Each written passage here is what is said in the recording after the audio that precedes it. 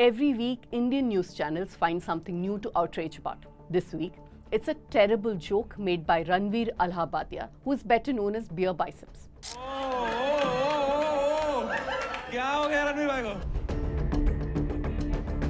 Sure, the joke was vulgar, but the actual joke is on all of us. When news channels waste hours discussing this, when the National Commission for Women summon them, and when the police decide to go through the archives of a comedy show.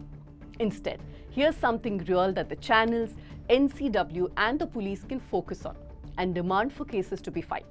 क्या आपकी मेहनत की कमाई का पैसा घुसपैठियों को दिया जाएगा? In 2024, India witnessed a 74.4% increase in hate speech incidents. 74.4%. And leading this from the front were leaders from the ruling party. Bharatiya Janata party की सरकार बनेगी तो एक गैर संवैधानिक मुस्लिम रिजर्वेशन को हम समाप्त कर देंगे. Prime Minister Modi, Home Minister Amit Shah, and Uttar Pradesh Chief Minister Adityanath. India Hate Lab, a Washington-based research group that put this report together, has exposed something even more unsettling. Hate speech in India is strategic, deliberate, and politically sanctioned. Let's dive deeper.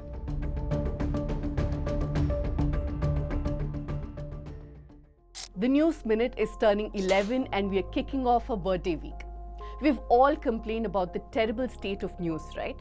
But as journalists, we decided to do something about it, and that's how the News Minute was born.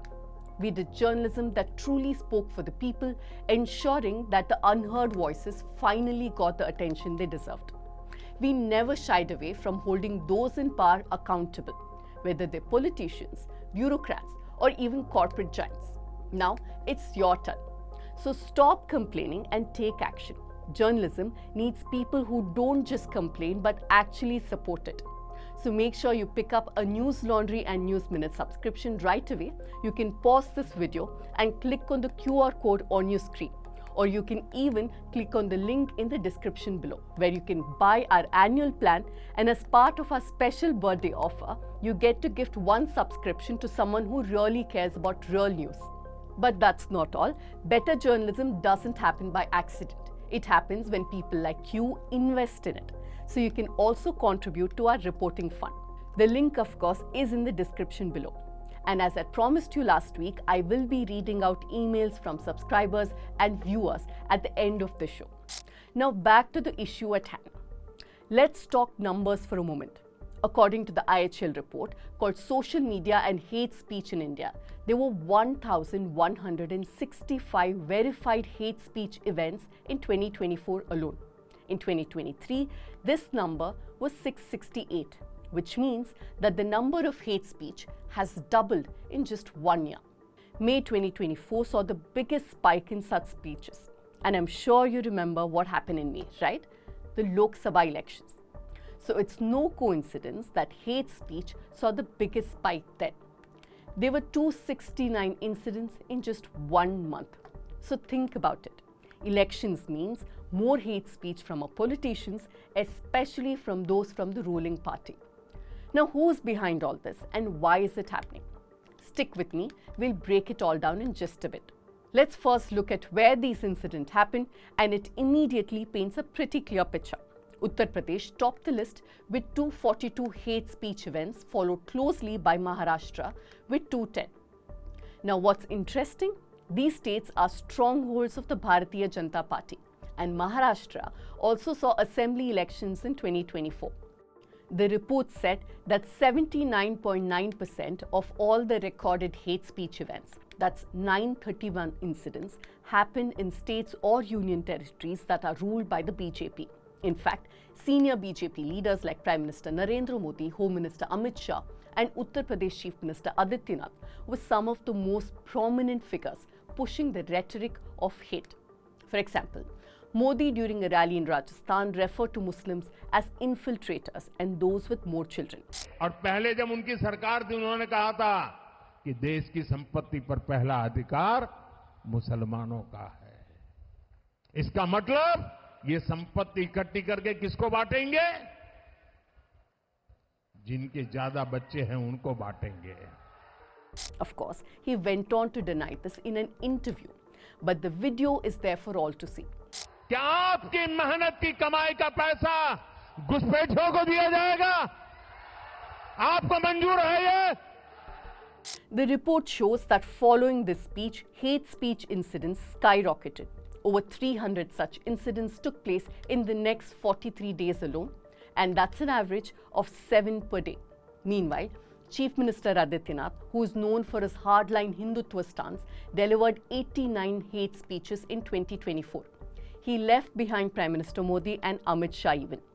He frequently invoked conspiracies like love jihad and vote jihad, painting Muslims as threats to Hindu wealth, culture and security, essentially creating a sense of fear and division.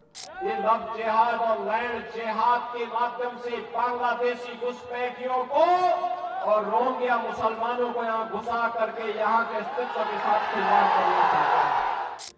A close second is Prime Minister Modi with 67 such speeches and Amit Shah followed with 58.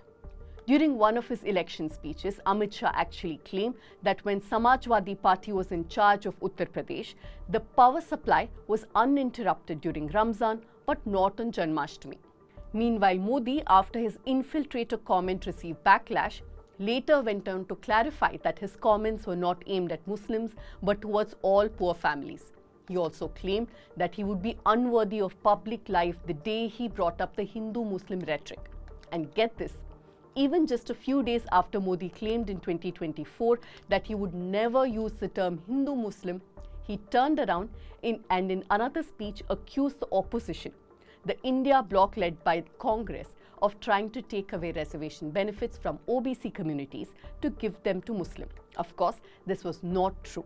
और मैं इंडी गठबंधन वालों को कहता हूं कि जब तक मोदी जिंदा है, आप आदिवासियों का, दलितों का, पिछड़ों का, अति पिछड़ों का आरक्षण छीन करके मुसलमानों को वोट जिहाद करने वालों को नहीं दे सकते हैं। ये मैं आपको साफ कहता हूं।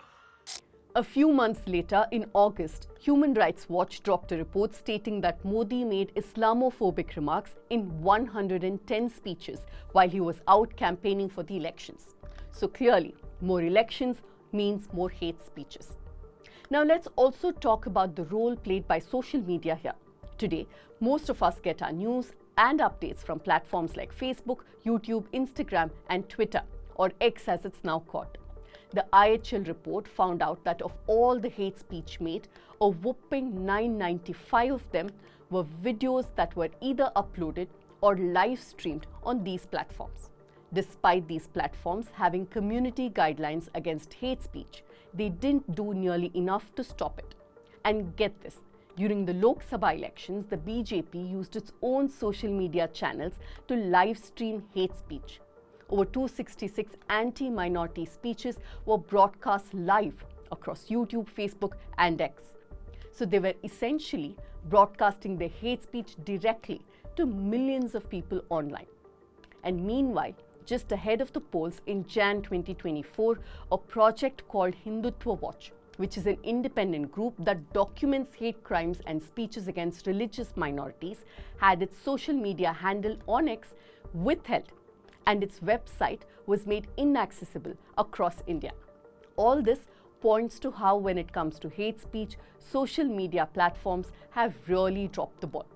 They've consistently failed to act on content that clearly violates their own guidelines, and it's not hard to see why. Cracking down on that content would really upset those running the Indian government and in turn affect their businesses.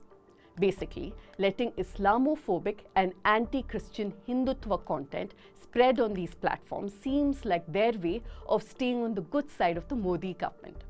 And this was really put into perspective by a 2020 Wall Street Journal report.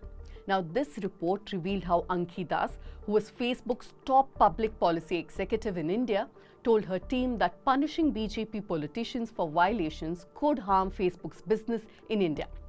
Now let's look at exactly what these hate speeches are about. A lot of them involves conspiracy theories, dangerous ones. Nearly half of the documented incidents include ideas like love jihad and land jihad. Love jihad. Love jihad. Love jihad. Basically, claims that Muslims are trying to take over Hindu land or manipulate Hindu women into marrying Muslims. A large portion also directly called for violence. Now, a few months ago, in an episode of Let Me Explain, I focused on these claims by the right wing and let the data speak clearly on why all of this was lies and just conspiracy theories. You can watch the full video and I've put the link in the description. But wait, there's more.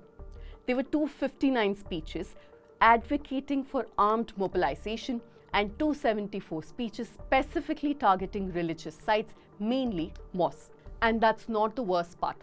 Muslims were the primary targets in 98.5% of these hate speech incidents.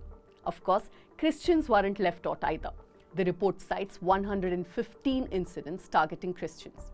The BJP, which holds power in many states, accounted for nearly 80% of all the hate speech events. In fact, they directly organized 340 hate speech events. That's 580% increase from 2023. In addition to this, the BJP's allied organizations like the Vishwa Hindu Parishad and Bajrang Dal were responsible for 279 such events. But of course, hate speech is not just limited to BJP-run states. Even states governed by opposition parties like Congress or the Aam Aadmi Party weren't immune. For example, Himachal Pradesh saw a 269% spike in hate speech incidents, mostly driven by far right-wing groups. The most concerning part has been the silence of the authorities. The Election Commission of India, though it has the power to act against communal campaigning, did little beyond issuing notices. And curiously, not even directly to the candidate who made the offensive comments. In BJP's case, especially after Modi's comments, the Election Commission sent notice to the party president JP Nadda. And in the case of Rahul Gandhi, the letter went to Congress President Mallikarjuna Kharge. The EC did not even name either of the supposed offenders in their letters. The Model Code of Conduct, which prohibits communal appeals during the elections, was flouted again and again and again, and there were hardly any consequences. And as the IHL report puts it, hate speech isn't some kind of spontaneous outrage anymore. It's strategic, it's deliberate, and at times it's even politically sanctioned. Now, as I promised, before we wrap up, let's read a couple of emails. Now, Trupti writes that she's been a long-time subscriber of the News Laundry and subsequently News Laundry and the News Minute. Here's what she's written. I'm deeply impressed and grateful to you and the team for your in-depth journalism, innate sense of the political environment, and the simplicity of putting it forward to your audiences. I wish you and the team a more successful 2025 and an improved mainstream media. And to be honest, I can only see one of the two materializing. Well, we do hope the same, but we don't see much hope given what we've seen in the month of Jan and the first few weeks of Feb. Now, Sudiksha from Chennai writes that she became a joint subscription member just last year. She writes, your Let Me Explain series has been very informative and helpful to me. For someone who's very busy, frequently unwell, and has limited time to keep themselves informed about crucial issues of this country, your series has been a lifesaver. Love how you articulate your explanations. I sometimes send your videos to my father with some hope that he'll at least consume some accurate information. I do this too sometimes, not just to my father, but some other members of my family too, with the same hope. But I do hope that your health gets better. Thank you so much for writing to us. Do not forget to write about this episode, your feedback, your criticism, your comments, and also suggestions for the next episode. Of course, as you know, my email address is pooja@thenewsminute.com. Thank you for watching.